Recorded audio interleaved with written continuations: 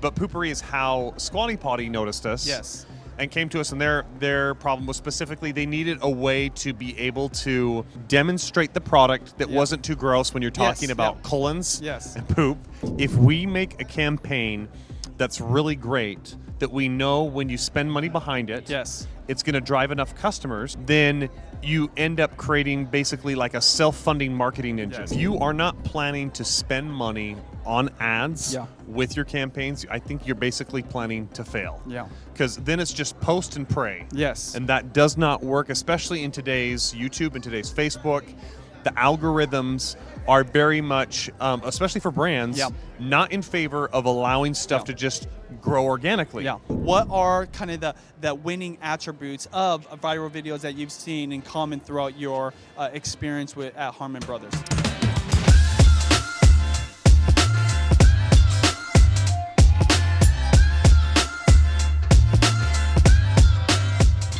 This video is brought to you by LearnVideo.live, a free online training revealing the exact strategies we use to grow highly influential and profitable YouTube channels from scratch. Watch it free for a limited time at LearnVideo.live. What's up, influencer? Welcome to another interview where I've got Daniel Harmon, and we're going to be talking about some very interesting stuff. But as always, we're helping people to influence, income, and impact with online videos. Thank you, Daniel, for being on our show. I appreciate it. Thank you for having me. Yeah. Excited about this. And I'm really excited about this because of the topic. But before we get into that, let's talk about what you do. You're the co-founder of the Harmon Brothers, right? And the co-host of the podcast, Poop to Gold. And that's actually what I want to start with because the Poop to Gold story is very interesting. If you really want to go back, it goes back to Aura Brush. Yes. The tongue cleaner for bad breath. My brothers were co-founders of that company. We became famous for a video that has millions of views on it about how to tell if you have bad breath. We were the first sponsor of VidCon. Which, by the way, we're at VidCon right now. Yeah. And from there, we kind of learned a little bit about selling online. Aura Brush was a really big case study on YouTube for how to take a video and like actually monetize it. How to spend against it and get money back. We transitioned from Aura Brush and did the Poopery campaign that a lot of people kind of know us for. We got Poopery in our house, so your campaign worked. But Poopery is how Squatty Potty noticed us. And came to us, and their problem was specifically they needed a way to be able to demonstrate the product that wasn't too gross when you're talking about colons and poop. And so that's where the metaphor for the ice cream came in and the unicorn. And I believe there's so many people that bought that product among other products where your creative direction helped to get the word out about it. Clients come to us, they see all the flashy videos that we've done, and they say, hey, we want to make a viral campaign. And the first thing we tell them is, okay, let's reset expectations. Let's not focus on viral. Let's make it good enough that it doesn't have to be viral. So what we mean by that is, if we make a campaign that's really great, that we know when you spend money behind it, it's going to drive enough customers, then you end up creating basically like a self-funding marketing engine, right? I know if I spend $1, I'm getting $1.50 back or $2 or whatever it is. You just want to make it a winning scenario so it's a solid strategy. Absolutely. So the video has to ultimately sell people on the product. It can't just be cool, funny, whatever it is. It actually has to make people get out their credit card and swipe. I've run ads to create a little bit of viral push for my content as well, and I come from a very organic place.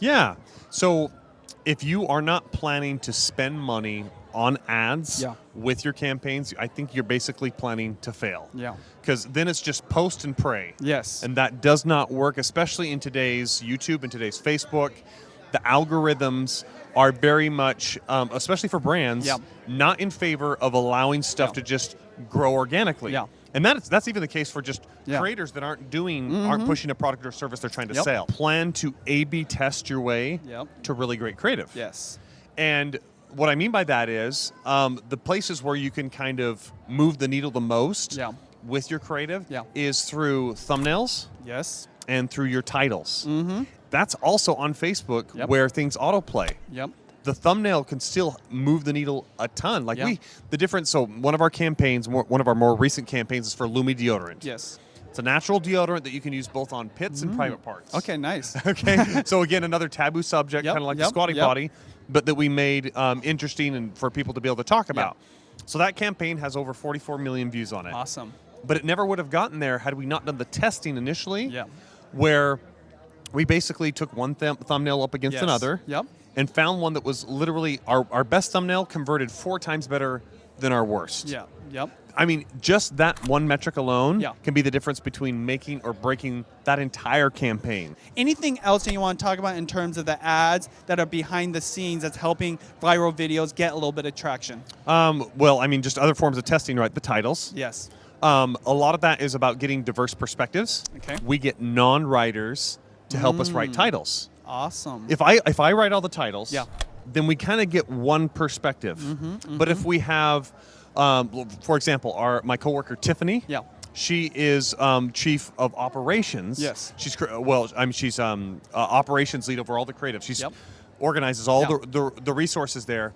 She's not a writer. She's never written on one of her ads. Yes. But she actually writes the most winning titles. Yes. And it's just brings a complete different perspective. Yes.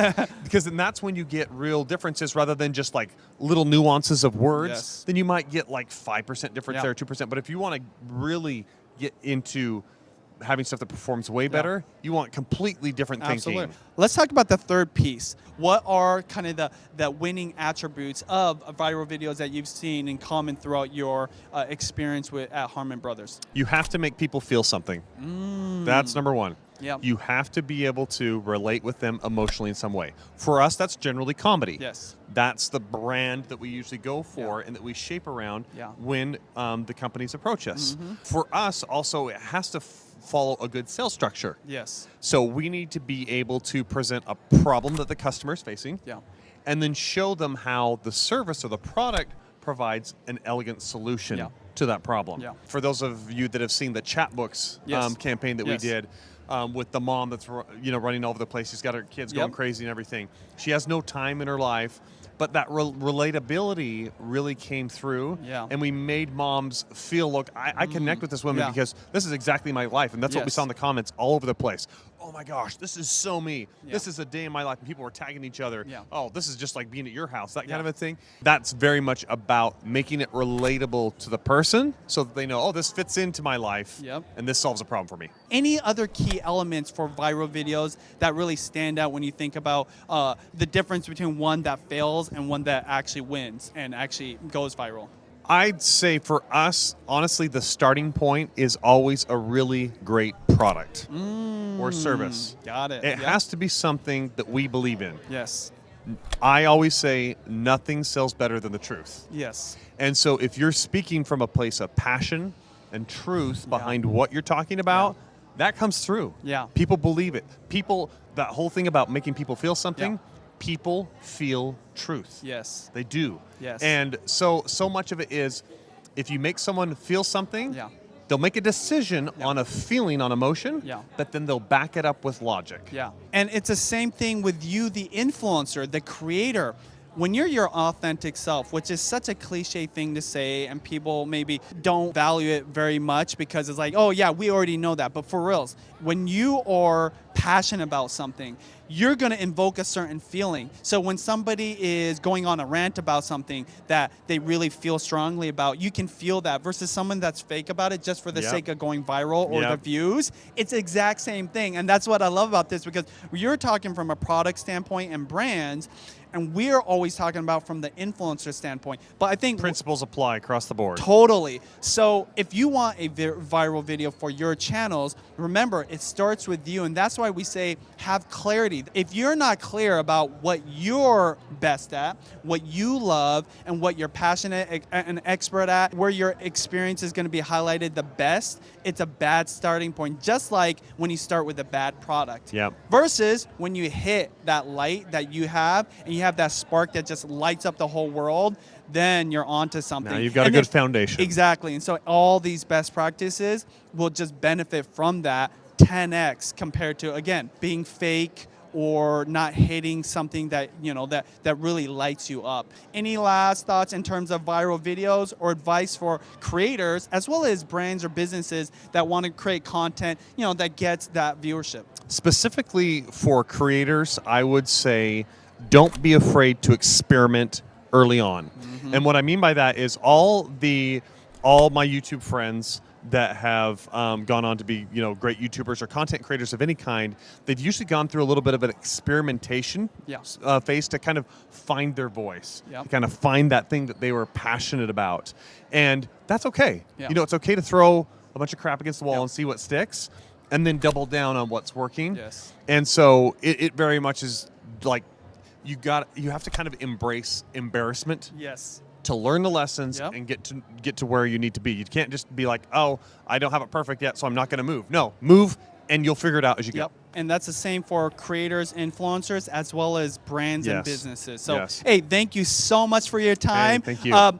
Great podcast, Poop to Gold. Why don't you give it a shout out and any other things that we're going to put all the links down below that people might want to see. Yeah, you bet. So from Poop to Gold, when we debuted it was in the top 50 business podcasts or something like that. Sean was on it just recently, so we'll put the link to that one specifically.